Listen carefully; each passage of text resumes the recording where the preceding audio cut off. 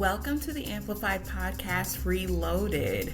Groundwork Ohio is a committed, nonpartisan public policy, research, and advocacy organization where we focus on the time when children's experiences and environments most influence their health, development, and life trajectory from birth to age 5. Our vision: that Ohio is the best place to be a young child, and every child has the opportunity to reach their full potential. Thank you for joining us for our very first episode. I can't believe it. My name is Vanessa Butler, and I am the Senior Director of Community Relations and Special Projects. And today we'll be talking to Dominique Johnson. Dominique Johnson is a passionate advocate for maternal and child health with a focus on addressing disparities in underserved communities. As a board member of Queens Village, Columbus, a minority women-led organization, Dominique has been at the forefront of efforts to reduce infant mortality rates in African American communities. Her work involves collaborating with healthcare professionals, legislators, and community leaders to advocate for policy changes, promote health equity, and implement programs that empower families. She's also partnered with Nationwide Children's Hospital on safe sleep initiatives, working to help with the reduction of infant sleep-related deaths in Columbus, Ohio. She recently joined Groundwork Ohio as our newest policy associate, and her commitment to bridging gaps between communities and health organizations is informed by her own experiences as a mother. Her perspective, combined with her professional expertise, allows her to identify the challenges families face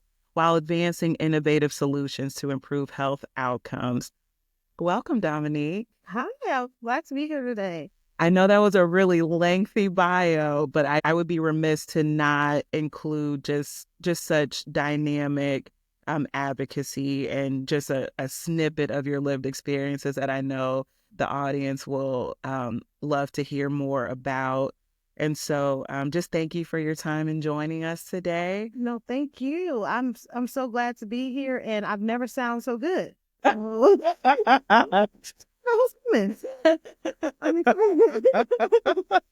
Well, let's get the conversation going with starting with you sharing a little bit more about what your why is and what brought you to this work. It's actually interesting. I'd say my why is to stand up for two little girls. I often talk about the loss of my child, my daughter, and this work advocating for her to have a voice and to stand up for the life she could have had. But I've also come into work at Groundwork. This is going to be a heard it here first. As a little kid, I started off life very outspoken and kind of full of life. And when I started school, I had trouble. I actually had to repeat kindergarten because I didn't learn my ABCs in time. And I had a hard time with my reading until my mom was able to give me a tutor when I was in like the 5th and 6th grade. She worked hard to be able to afford to give me a tutor. And while that helped me to be a better student, it also, I had become withdrawn, being scared to read in front of people and things like that. And I didn't have that strong early education, as a kid. I wasn't learning how, to do my ABCs and learning how to read at a young age.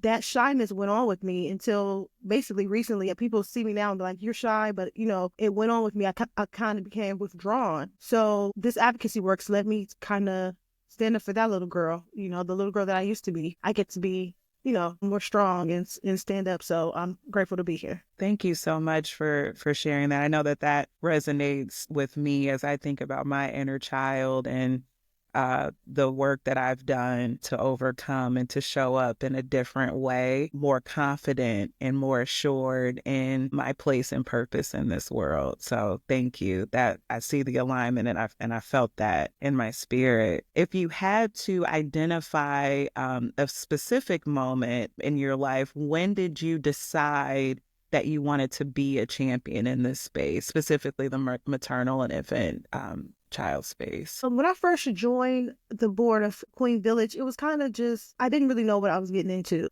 But part of Queens Village, one of the pillars is to invest in Black women leadership, social capital, and power through community advisory board. And through that, I was placed on the HRSA catalyst through OBO, Ohio Better Birthing Outcomes. And I remember going to the first meeting and sitting there with a lot of people from the healthcare systems, Nationwide Children's, Ohio Health, I can't think right now. And they were talking about all the like infant mortality rates. And I remember them talking about their Safe Sleep initiative and that a kindergarten class dies a year in Columbus through safe sleep related deaths. And it was something that I was 36 years old at the time. All my friends had had kids. I had suffered a loss of a child and had a micro preemie. And all this information was still new to me. So I saw there was a disconnect between the people in the community that dealing with these issues and the people that are fighting for these issues. And I feel like I could be a connector. And that's what like started my, it kind of got my wheels moving. And I became really passionate about trying to be that connector and helping people in the best way that I could. And I just said that was a catalyst to set you on fire and to keep moving. I was grateful that they were able to listen to me and open their arms to me and kind of started my ball rolling, and I'm here now. That's amazing.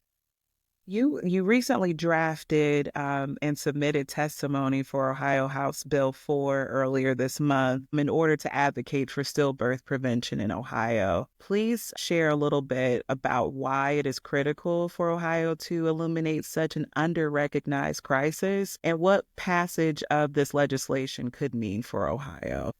Like I had stated in my testimony, when I lost my daughter, I was kind of confused. I didn't really understand what stillbirth was and the effects it would have on me and even my family. But I also felt alone because a lot of times when you lose a person, whether it be a friend or a family member, you guys have stories that you can tell to each other. And with stillbirth, it kind of feels so personal. People are scared to kind of talk to you about it, and there's nobody to tell a story about the baby to or anything. So you feel alone. So this will give those families an opportunity to feel connected to something. And also, a lot of the reasons why people have stillbirths, the reason why infant mortality are kind of similar. So being able to put this out there in the forefront and get more research done, it can help parents to figure out the reason behind a lot of these causes of stillbirth, because the stillbirth rate in 2021 was 6.2, and it was almost as close to the infant mortality rate at 7.0. Wow. So, being able to talk to these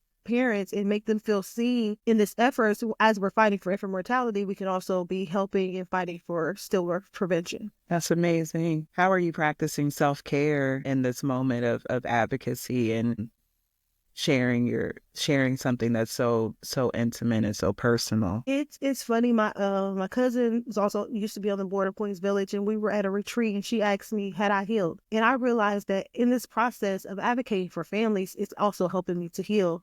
It's to give me a voice because, like I said, with stillbirths, you kind of feel so alone, and you learn more, and you don't feel like it was your fault because there's other families that are going through that. So to have a day where families can come together and learn more and understand more, it's very beneficial. Thank you.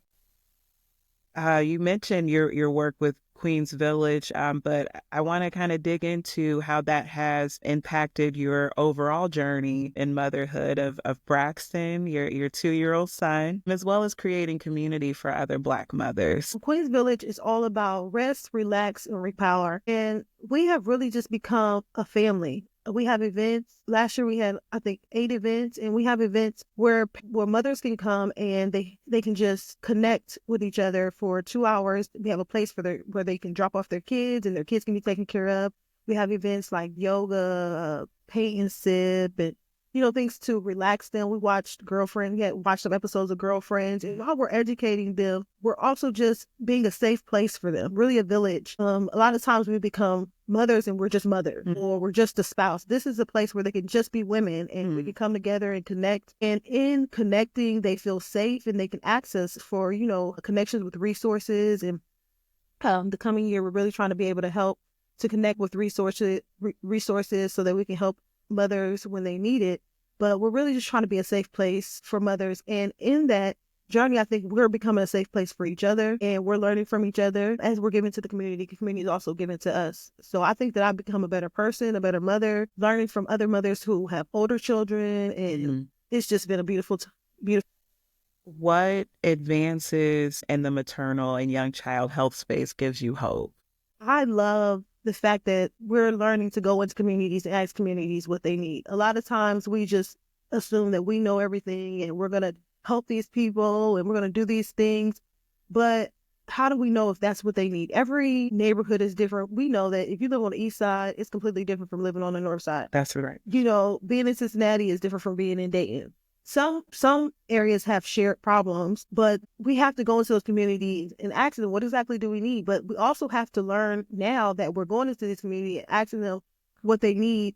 How are we going to show up for them?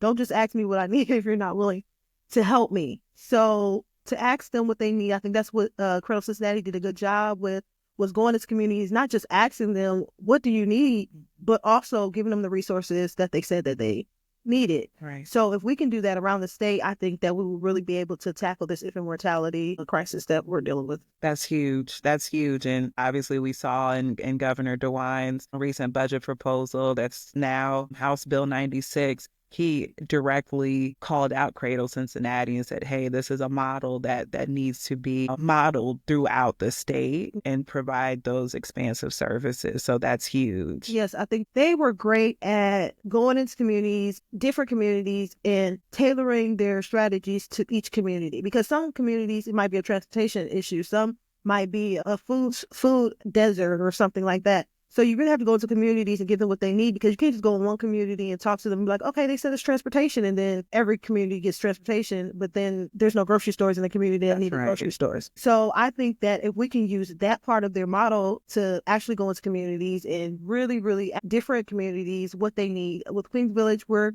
focusing on the east side right now, 232 area. Okay. And we're also trying to expand to the Linden area. They have high infant mortality rates, but we understand that the east side and the Linden area are going to be different. Very different. And how we show up for those women in those areas will have to be different. Absolutely. I want to close with a final question, and I think it'll be one that's refreshing for those who are listening. Please describe a scene from your vision of the future for Ohio's youngest children and their caregivers. I really want to see a place where when a woman gets pregnant, she feels like she's part of a community with a lot of wraparound services, not just for her, but for her family as a whole, to be able to support her in all the things that she needs. Because I feel like we've come to a place now where everybody's in it on their own. And I think that we have to become more of a community in a village around each other. I would like to see a place where we support families with, whether it's with looking for a job or the healthcare or giving them doula support or home visiting, just really wrap around that family and give them what they need, because these kids are going to grow up to be a part of the society, and we're all going to have to interact with each other. That's right. Somewhere down the line. So if we can just help each other to build a community around each other, I think that is what I would hope and I'm working to see. That's beautiful. Well, we thank you, Dominique, for joining us. We thank you for your transparency, your vulnerability. I personally don't take it for granted. Just a number of times that you share your lived experiences. And so knowing that it is helpful to the ears of those who are listening. So thank you. To our audience, please remember, if you care for or love a young child in Ohio, you are an expert and your voice matters. Amplify your voice by sharing your own story, supporting others and sharing their stories, and advocate for changes that will support families and young children in your communities. Also, please rate, review, and subscribe to the Amplified Podcast Reloaded on the Groundwork Ohio YouTube channel. If you wish to engage with Groundwork Ohio to amplify your voice and support policies to improve the lives of Ohio's young children, please visit www.groundworkohio.org. Thanks, everyone. Until next time.